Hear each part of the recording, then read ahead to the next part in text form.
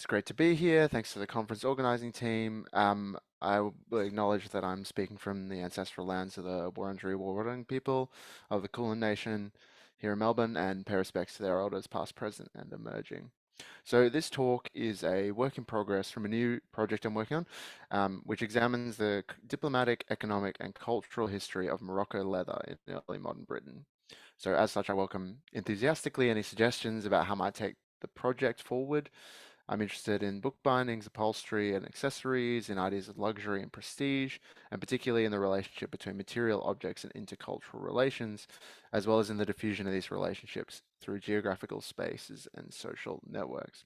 So let's begin with Morocco leather. Now, some of you are probably familiar with the material, but it's worth dwelling on it a little bit because it's relevant to the way that I'm approaching it. So what is it? Why is it interesting, right? So this soft and pliable leather, tanned with acacia nilotica, that is gum arabic from fine goat skins and particularly prized in Europe for luxurious book bindings, is ubiquitous in libraries and special collections around the world. You search any Rare Books catalog and you'll find some, right? But there's a surprising lack of information about its history and even less about its cultural impact. So it's widely stated that Morocco leather actually originates in northern Nigeria, and that in the 16th century, particularly following the Moroccan Empire's conquest of the Songhai Empire in 1591, this material was transported across the Sahara, tanned in the great tanneries of Fez or elsewhere in Morocco, and then sold to Europeans by Moroccan merchants from whom it acquired the name Morocco, and similar naming practices attend the contemporary Turkey, Levant, and Russia leathers. This initial reputed origin is fairly straightforward. However, the story quickly becomes just as muddy as the name is currently. So as Morocco leather became increasingly valuable in Europe, imitations and substitutes began to proliferate, first made with other breeds or origins of goatskin, then with sheepskin, and later with split calfskin. Similar leathers started to come from other parts of North Africa and the Levant, sometimes called Morocco, other times Turkey or Levant, and so on. And by the 18th century, Morocco was actually being produced by European manufacturers, particularly in London, who had, after numerous attempts at stamping or stretching to make the distinctive grain, worked out how to effectively imitate the process such that there was no easily discernible visual difference between genuine leather from Morocco and this sort of local imitation, but there was a big difference in the price. So the effect of all this is such the way Morocco is catalogued in modern collections is very vague, based primarily on the grain of the leather, and it's broadly characterized by age, based on other markers like provenance and inscriptions, rather than any conclusive relation to the place where it came from. So on recently visiting a rich collection of rare books, the curator told me that as far as she knew, Morocco just meant goat. And I recently came into possession of a mid 20th century purse, which you might not be able to see it here, but it proudly states real Morocco made in England. So from a material culture perspective, there's an important question that needs addressing. How do we tell what is Morocco and what is something else? And at the same time, the expansiveness of the name, with both bona fide and spurious, but perhaps perceived and continuous connections with North Africa and with the wider Islamic world, suggests to me, as a diplomatic and cultural historian of the relations between Britain and North Africa, an interesting and underexploited window into that world, and which has been dominated by studies of print and the stage, and by official diplomatic sources. So again, we need a journey back into the context of the 16th, 17th, 18th century relations between Britain and North Africa to get into that area. So the earliest direct trading between Britain and Morocco began around the 1550s. They were seeking gold, sugar, and ostrich feathers primarily, and it soon spread to the Maghreb more broadly. During the reign of Elizabeth I, the English merchants enjoyed positive relations both with the Moroccan and Ottoman sultans and secured themselves monopolies in the Barbary and Turkey, later Levant companies. Things took a turn for the worse during the reign of James VI and First, who drew back from cooperation with Islamic nations, made peace with the previously unifying enemy of Habsburg Spain, and outlawed privateering, all of which led to a decades-long wave of Maghreb-based privateering against British targets and a series of abortive negotiations and naval bombardments. Now, British authors in this period tended to fear and deplore the Maghreb, and trade was sporadic and minimal. But in 1662, building on naval and diplomatic reforms established during the Cromwellian Republic, things began to improve as the English negotiated landmark treaties with Algiers, Tunis, and Tripoli, and the first English settlers took up residence at English Tangier in Morocco, which was passed to Charles II at his marriage to Catherine of Braganza. It was previously a Portuguese outpost. And over the following decades, traditionally violent and fearful captivity narratives and short news accounts were joined by more optimistic adventure stories, pious narratives, and a slew of non-fictional publications and news accounts that increasingly presented the Maghreb as a site for peace and advantage.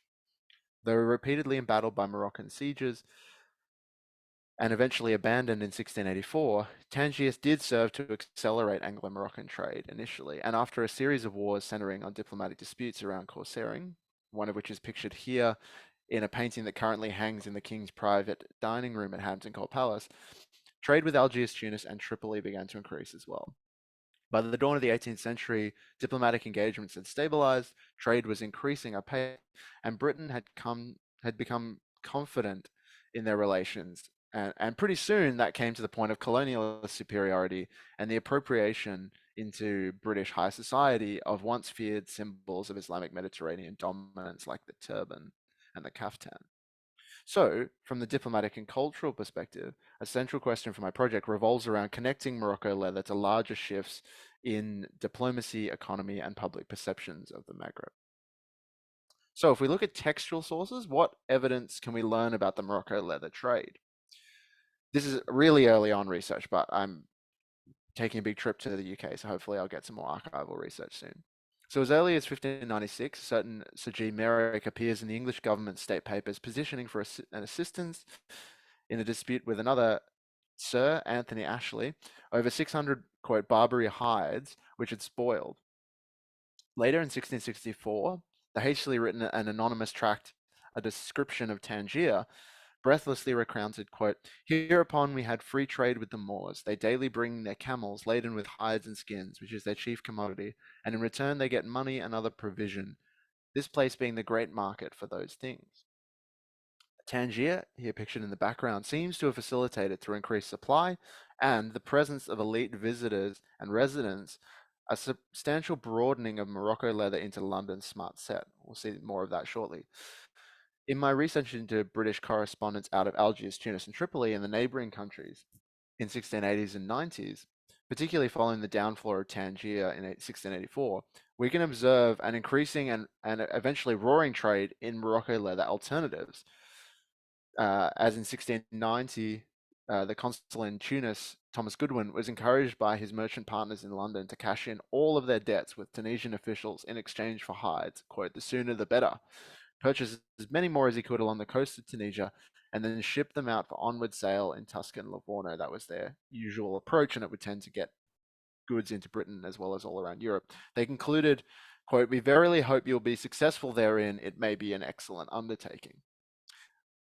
And by the early 18th century, London newspapers were advertising Maghrebi products of all kinds arriving in English ports, including Morocco leather.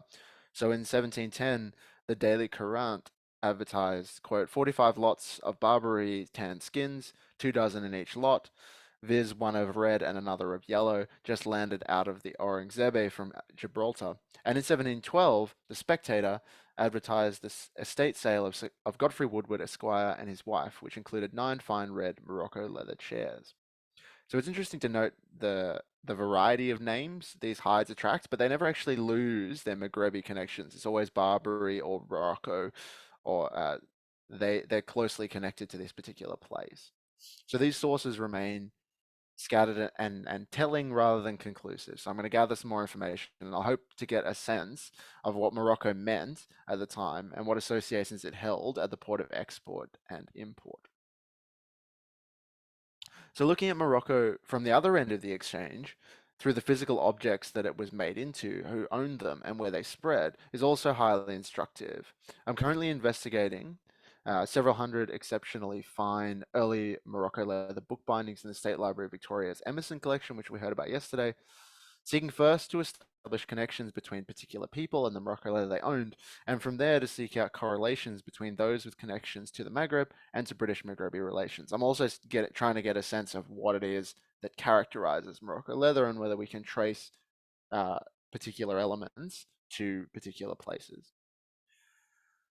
So, firstly, and most sort of in my face, I found that the Emerson Morocco bindings attest clearly to the fashionability and prestige attached to Morocco in late Stuart society in the late 17th, early 18th century, which broadly correlates with the stabilization of British Maghrebi relations.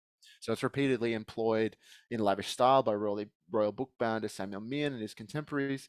The collection includes Morocco-bound books with provenance linked to the Duchess of York, the Duke of Beaufort, the Duchess of Marlborough, the Duchess of Buckingham, the Earl of Essex, the Earl of Macclesfield, the Countess of Gainsborough, and the first Baronet Chetwood, as well as the polyglot Whig Bishop of Salisbury, Gilbert Burnet, and the High Church controversialist Henry Sacheverell, in a book on the laws of treason presented with the royal bindings during his imprisonment for criticizing the monarchy in 1709. There are also clear, strong links with British Maghrebi relations. So, in addition to items owned by every Stuart monarch, from James VI and I all the way through to Anne, each of whom negotiated with Maghrebi leaders, fought wars against Maghrebi ships, and entertained Maghrebi envoys in their palaces, there's a book owned by diarist John Evelyn, who extensively recorded the Moroccan embassy to London in 1681 to 82. There was another owned by Sir William Trumbull, who visited and corresponded with Algiers, Tunis, and Tripoli when he was British ambassador to Constantinople. And there was a third owned by famous political commentator and newspaper editor Roger Lestrange, who repeatedly engaged with British Maghrebi relations in print. Now, this one pictured, presented by playwright Elkanah Settle, who penned the popular controversial plays Heir of Morocco and Empress of Morocco, presented to Baron William Paget, who was uh, Trumbull's successor as British ambassador to the Ottoman Empire, is especially interesting because it seems that Paget then rejected the gift and he returned the book, and Settle, ever the pragmatic, covered over Paget's coat of arms with a new matching Morocco binding, tooled with the arms of Bannister Maynard, 3rd Baron Maynard, which was later partially removed, so the copy now has one on the front and one on the back. Now, these attributions tend to come either from armorial bookplates or from emblems stamped into the bindings themselves, but we can also learn a great deal about it from marginalia, as in this copy of The History of the Modern Protestant Divines. It's first published in 1637 and bound in brown Morocco fairly soon after, has a long and fabulous history documented in its annotations and inscriptions. So it's first gifted to a Donald Lupton by the unknown author, he says, which is actually the translator, Mr. ADL, on the 7th of June 1637. By 1660, the book was owned by Marjorie Dringe. It's possible, though it might not mean certain, that Marjorie Dringe was the hand responsible for the quote from 1 Corinthians found on the following image. It seems at some stage over the following centuries, the book came into the possession of a certain Jacobson, who, judging by the various kinds of J written all over the pages, he might have used the book for signature practice. In the late 18th or early 19th century, from this golden bookplate, we learn that the book came into the hands of politician, landowner, and book collector Mark Masterman Sykes, 3rd Baronet. And finally, in 1843, the book came from Uncle Charles Lutwidge to the Reverend Charles Dodgson, the father of Lewis Carroll, before being passed 25 years later to his daughter and Carroll's sister, Henrietta H. Dodgson. And marginalia, not incidentally, but perhaps peripherally to the bindings, it also reveals the intimate uses to which books were bound in Morocco leather were put. So this heartbreaking story, written in the back of a book of 1683 almanacs bound in contemporary brown Morocco, records the marriage, childbirth, and death of the owner's youngest daughter, complete with dates and even hours of the day. So this story, which is otherwise not clear who these people are, you can trace it through sort of other records, parish records, to pointing to Ellen's identity as the 23-year-old daughter of Sir John Witterong, Baronet of Harding, Hertfordshire, who married 27-year-old lawyer Samuel Gibbs of the Inner Temple on the date given. So Morocco, as this example suggests, was not only a luxurious material designed for decorative use and conspicuous display, but it could be held in the hand of a loving father as he inscribed in substantial detail his grief at the loss of a child and joy at the gain of a grandchild. So examining these bindings in person also reveals a great deal about the diverse ways in which Morocco was used. Soft, pliable, strong, lending itself to dyeing in vibrant colors and great, good, sorry, very intense gold tooling and things like that. It looks great. This example characterizes with variations in ornateness, many of the works that appear in the Emerson collection. We can also see Morocco used to bind books in a variety of sizes, which naturally affected cost, but equally influenced the intimate bodily experience of reading and the impact of the books when displayed. So where you might hold this tiny Venetian printing of Petrarch's works, which is owned by Sir Richard Brown, you can see his monogram there in the palm of your hand. You can hardly imagine doing the same with Charles II's royally bound copy of Jeremy Taylor's Cymbalon Theologicon, clearly designed for a different kind of reading. We also have this fabulous example, a copy of a 1650 eulogistic work for the executed Charles I, with both an ornately tooled cover in brown Morocco, with some red painted in there as well, but also elegant gilded goffering. We can also observe, by looking at these books in aggregate, a consistency in colors. So numerous examples of red, black, and brown Morocco can be clearly dated to the 17th century and the earlier 17th century, while examples of blue and green Morocco generally don't appear until later. So out of a small sample of 115 English-bound volumes in the State Library of Victoria, 70 are red, 32 black, 10 brown, and only 3 are blue, all of which date from the 18th century. A similar conclusion is borne out by a large sample of metadata of 3,659 early modern bindings from the British Library's bookbinding database, where more than 91% of the books are black, brown, and red, and less than a quarter of the very small percentage of blue and green are dated to before 1700. Now, this is consistent with the sort of meager textual data that I've gathered so far, and it likely confirms that these colors are connected with European or British-made Morocco, rather than those originating in the Maghreb, where you only see imported, generally red, brown, black, sometimes yellow, which is interesting. We don't see that much in bookbinding, but presumably it goes somewhere else. So these very early tentative findings that I'm going to supplement with various visits in the next little while, they begin to suggest how Morocco might have been matched up with particular buyers, books, and readers, and what these bindings might have meant to them.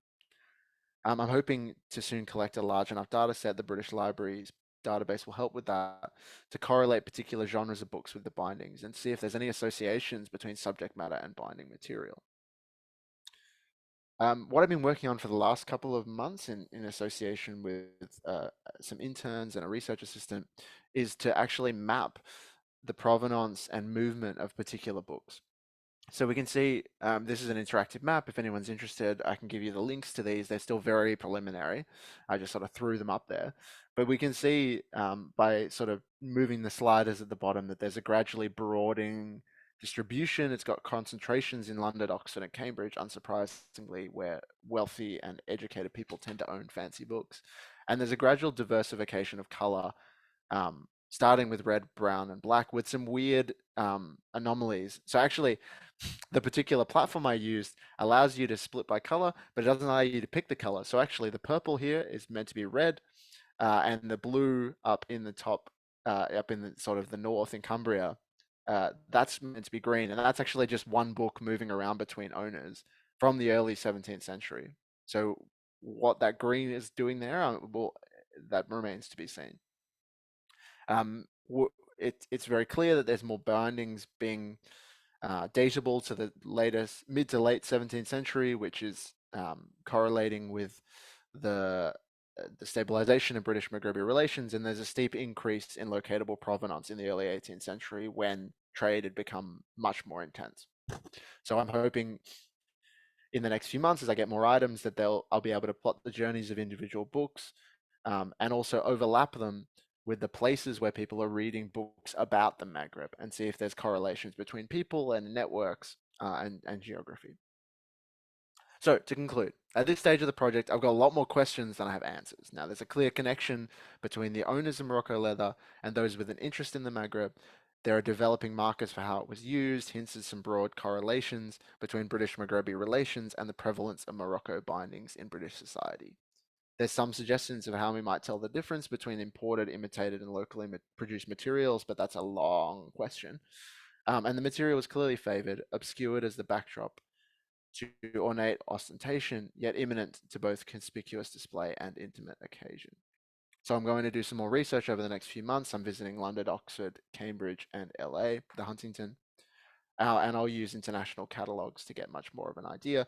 Hopefully, soon I'll have thousands and thousands in a data set to give me a really good idea what's going on. It's even possible there's projects ongoing that we might be able to do some forensic analysis and see if there's a link between locatable goats that this was made of, but we'll see. I look forward to continuing to explore this work and again invite any suggestions for new directions or routes of interpretation. I'm new to the bookbinding world, so I'm very interested in learning more. Thanks.